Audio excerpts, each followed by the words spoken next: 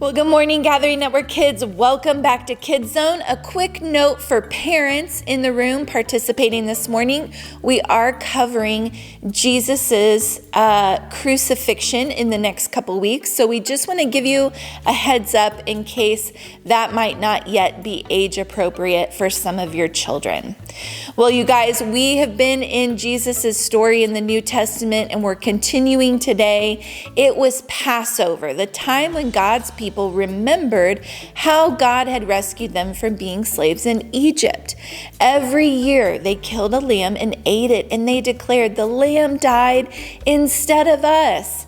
But this Passover, God was getting ready for an even greater rescue. Jesus and his friends were having the Passover meal together in an upstairs room, but Jesus' friends were arguing. They were arguing about smelly, stinky feet, and yes, you heard me right. Now, the thing about feet back then was that people didn't wear shoes or boots. They only wore sandals, which might not sound unusual, except the streets in those days were dirty. And I don't mean dusty dirty. I mean really, really stinky dirty. With all those cows and horses everywhere, you can only imagine the stuff on the street that ended up on their feet.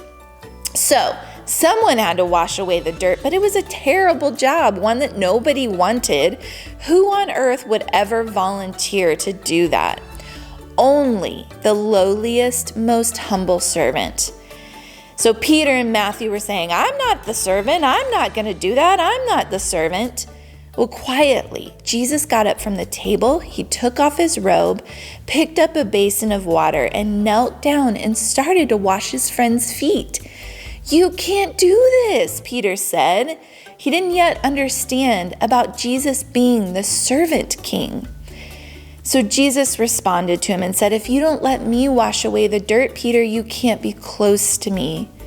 Jesus knew that what people needed most was to be clean on the inside. All the dirt on their feet was nothing compared to what might be going on inside their hearts. Well, Peter declared then wash all of me, Lord, wash all of me. One by one, Jesus washed everyone's feet. "I am doing this because I love you," he explained. "Do this same thing for each other."